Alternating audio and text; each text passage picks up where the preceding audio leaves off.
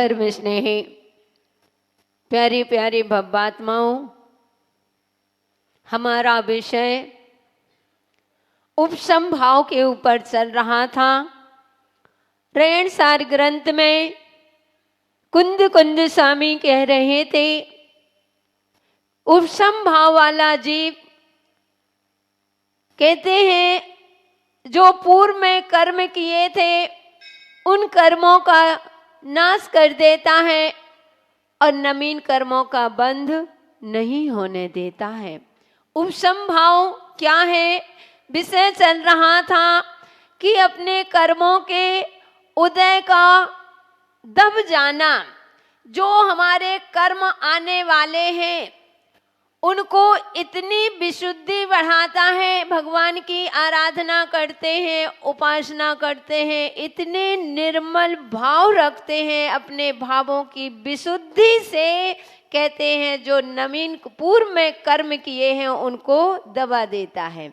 जैसे गंदा पानी है और गंदे पानी में फिटकरी डाल देते हैं तो वह गंदगी, जितनी गंदगी है वह गंदगी कहाँ हो जाती है? नीचे दब जाती है।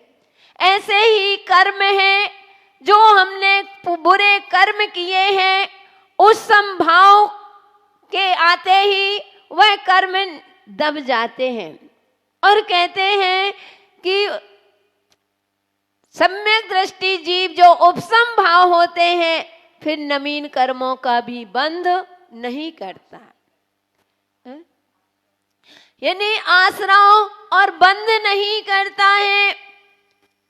आचार्य महाराज कह रहे हैं कि जो सम्यक दृष्टि जीव अथवा उपशम भाव वाले होते हैं वह अपने विचारों को बड़े सुंदर भाव रखते हैं। कहते कल हमने देखा था कि मुझे नवीन कर्मों का आश्रव बंध ना हो। निर्जरा तो हो सकती है, संबर करता है, लेकिन आश्रव बंध नहीं करता है। बंधो, कल चर्चा चल रही थी, कर्म तो आते हैं, जो हमने कर्म किया है उसका फल तो तुमको भोगना ही पड़ेगा।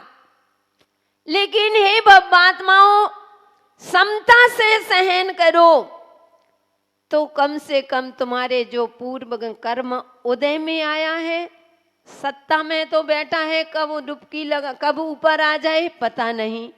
कहते हैं कि पानी की जो गंदगी है वह नीचे बैठ गई है, लेकिन पता नहीं कब हिल जाए, कब ऊपर आ जाए। तो कर्म सत्ता में है, जो किया है उसका फल भोगना पड़ेगा। लेकिन आप रो करके, गुस्सा करके, क्रोध अहंकार में आकर के आप सोचते हो तो नवीन कर्मों का आश्रव बंध आपको और होता है। इसलिए मूलाचार में शिष्य प्रश्न करता है कि हे भगवान, कदम चरे कदम चिट्ठे, कदम मासे कदम सये, ओ कदम भुंजे जे भासिजे, कदम पावम न बज्जति। कि हे भगवान, मैं कैसे चलूं जिसे मुझे कर्मों का बंध ना हो? मैं कैसे बैठूं जिसे मुझे कर्मों का बंध ना हो? मैं कैसा बोलूं जिसे कर्मों का बंध ना हो? और मैं कैसे खाएं, किस तरह से खाएं कि मुझे कर्मों का बंध ना हो? और मैं कैसे सोऊं जिसे मुझे कर्मों का, पाप कर्म का बंध ना हो? क्योंकि बंधुओं, चलने फिरने में भी हमें कितने पाप का बंध होता है। कहते हैं कि बैठने से भी कितने कर्मों का बंध हो रहा है। जहां देखो वहीं बैठ गए। अरे, एक कुत्ता भी बैठता है ना तो वो पूंछ हिला करके बैठता है। जमीन को पूंछ हिला करके, जमीन में पूंछ हिला करके बैठता है। लेकिन तुम कैसे मनुष्य जहां देखा वहीं बैठ गए। कर्मों का बंध नहीं होगा तो क्या होगा? तो आचार्य महाराज कह रहे हैं, उसके उत्तर में क्या कह रहे हैं कि जदम चरे जदम चिट्ठे, जद मासे जदम सये, और जदम भुंजे ज भासे ज एवं पावम न बज्जई। कि हे श्राव, हे भक्तों, हे जीव, अगर तुम पाप का बंध नहीं करना चाहते हो तो कहते हैं यत्न पूर्वक चलो, यानी देख करके चलो। ऐसे नहीं लगा रहे, दौड़ से चल रहे हैं, बातें करते जा रहे। इसलिए आचार्य महाराज ने मूलाचार में कह दिया, साधु कैसे चलते हैं? ईर्यापत से चलते हैं। चार हाथ भूमि को देख करके चलते हैं। चार ही हाथ को देख करके क्यों, छह हाथ भी देख सकते हैं। लेकिन प्रश्न उठ सकता है कि साधु चार हाथ ईर्यापत समिति से चलता है, यानी चार हाथ भूमि को देख करके चलता है। इसलिए चलता है, ध्यान रखना, क्योंकि हर व्यक्ति अपने हाथ से 3.5 हाथ का होता है, दूसरों के हाथ का नहीं। एक बच्चा भी है, वह भी अपने हाथ से 3.5 हाथ का होता है। और कभी जा कर के गिर गए तो ये हाथ आगे आ गया, ऐसे तो 3.5 का तो हो गया। उस सिर के ऊपर से हाथ निकल गया तो आधा हाथ उसमें। इसलिए आचार्यों ने 4 भूमि जमीन देकर, इसलिए 4 हाथ भूमि देख करके कहा है। इसलिए कहते हैं चलो, ऐसा नहीं भेड़ साल से चलते गए चलते। अरे चलते हो तो देख करके चलो, कहीं जीव ना हो, किसी जीव को घात ना हो जाए, किसी जीव को अपने माध्यम से पीड़ा ना हो जाए। तो कह रहे हैं यत्न पूर्वक चलो, और कहते हैं यत्न पूर्वक बैठो। जहां भी बैठते हो परिमार्जन करके बैठना चाहिए। जहां भी एक आपको पिछी नहीं है, हमें नहीं कहते कम से कम एक आप रुमाल रखिए, एक कपड़ा, नरम कपड़ा रखिए। जब भी बैठते हो तो कम से कम बैठ करके, मैं कहती हूँ हमेशा करो। लेकिन नहीं चल सकता है तो हे बात्माओं, पुरुष वर्ग हो चाहे महिला वर्ग, जितने भी सभा में बैठे हैं, मेरा आप लोगों से कहना है, कम से कम मंदिर में इतना नियम बना लो कि मंदिर में बैठेंगे तो देख करके बैठेंगे, चलेंगे तो देख करके चलेंगे। जहां भी बैठे, तुम चटाई बिछी थी, चटाई में बैठ गए आकर के, क्या पता कौन सा सूक्ष्म जीव उस चटाई के नीचे हो, और जाकर के तुम गए सो तुम, अब हम नहीं कह रहे, समझ गए ना, बैठ गए। कितने कर्म, कितने जीवों का आघात हुआ, और कहां पर आघात हुआ? मंदिर में। यहाँ पर कोई सूक्ष्म जीव तो नहीं है, कोई चीटा चीटी आदि तो नहीं है। इस प्रकार से बंदो तो कहते हैं यत्न पूर्वक चलो और यत्न पूर्वक बैठो और यत्न पूर्वक बोलो। बात भी करते हो तो ऐसा बोलो, बोलने से पहले तोलो जरूर। जो मन चाहा बोलता है उसे अनचाहा सुनना पड़ता है। इसलिए कभी भी ऐसा नहीं कि मिला है, बात कर रहे हैं, व्यर्थ की बातें हो रही हैं, गपशप हो रही है, समय पास कर रहे हैं। हमने बताया था कि वह 2 व्यक्ति जब ट्रेन में बैठते हैं, सफर कर रहे हैं और एक दूसरे से पूछते हैं, भाई साहब आप कौन से देश के हो? तो वह कहता है कि मैं भारत देश का। तुम कौन से देश को? वह भी भारत देश का। कौन से प्रांत के? असम प्रांत के। कौन से नगर के? कौन से जिले? सब एक निकल रहे हैं। तीसरा व्यक्ति कह रहा है एक ही देश, एक ही प्रांत, एक ही जिला, एक ही नगर, एक ही मोहल्ला और एक ही मंजिल, एक ही बिल्डिंग।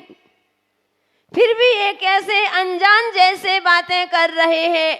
जब वह तीसरा व्यक्ति पूछता है कि भाई साहब मुझे समझ में नहीं आया, आप एक ही नगर के हो, एक प्रांत, एक देश, सब कुछ, और एक ही तले में, एक ही बिल्डिंग में रह रहे हो और एक ही तले में रह रहे हो, उसी मकान नंबर में रह रहे हो, फिर भी इतने अनजाने। तो वह कहता है कि आपको पता नहीं, मेरा समय नहीं कट रहा है, हम बाप बेटा हैं, आपसी में कौन है, हम पिता पुत्र हैं, हम तो अपने समय काट रहे हैं। यानी बंधु व्यर्थ का बोल रहे हो, आज बोलो व्यर्थ का ध्यान रखना।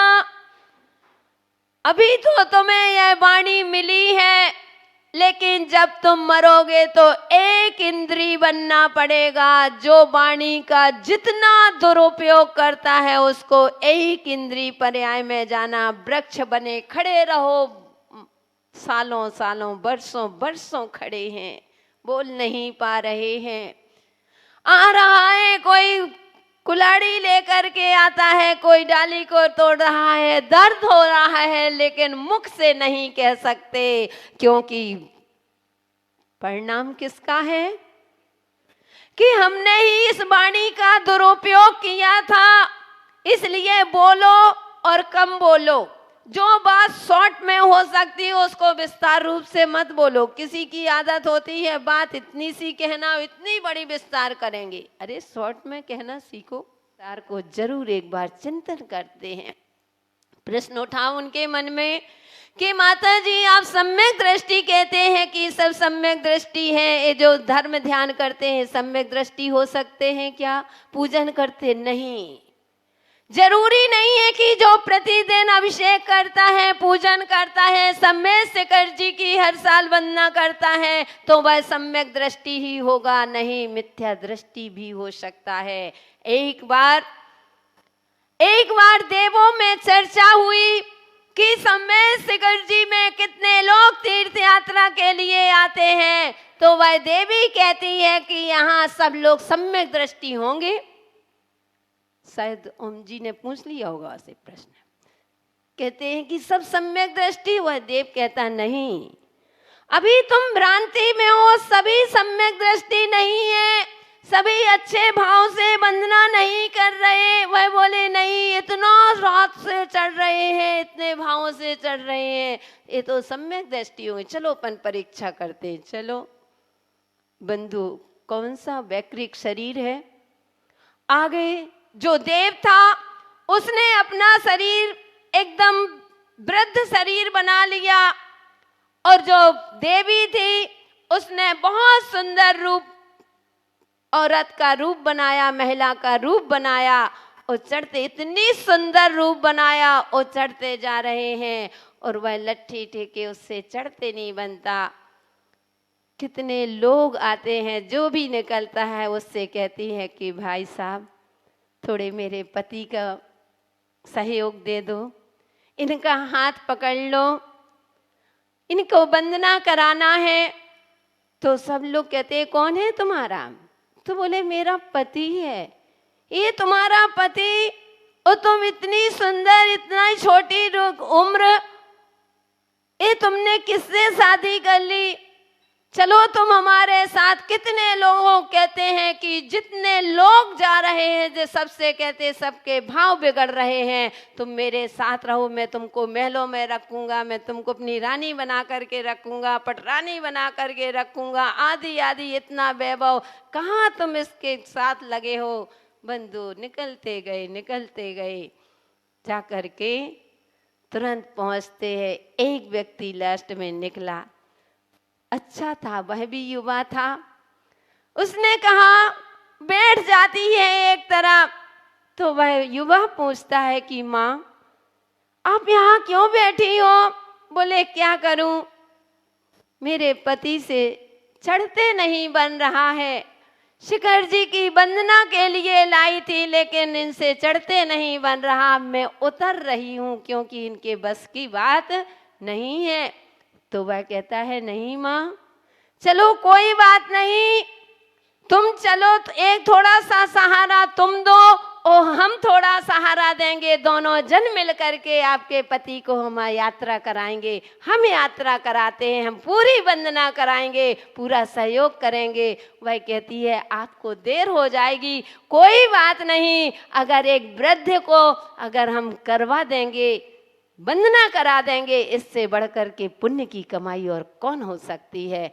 बंधु वह देव अपने रूप में आ जाता है और कहता है कि देखा देवी, कितने सम्यक दृष्टि और कितने मिथ्या दृष्टि। तो जरूरी नहीं है सम्यक दृष्टि यानी अपने भावों पर बहुत सारे लोग धर्मात्मा दिखते हैं, लेकिन भाव उनके कैसे हैं।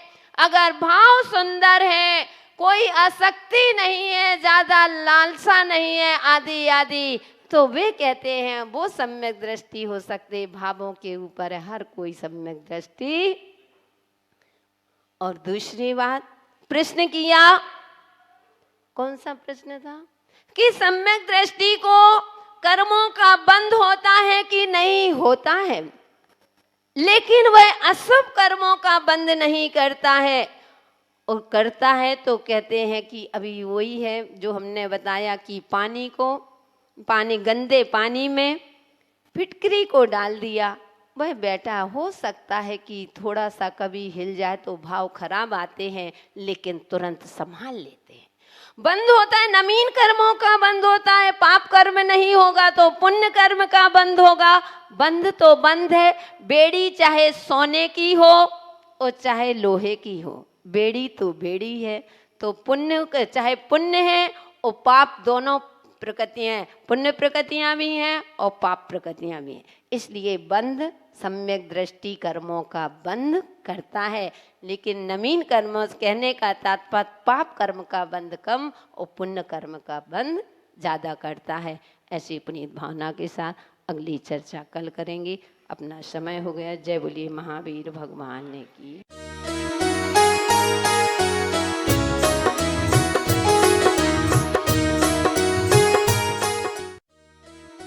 इस कार्यक्रम के पुण्यार्जक थे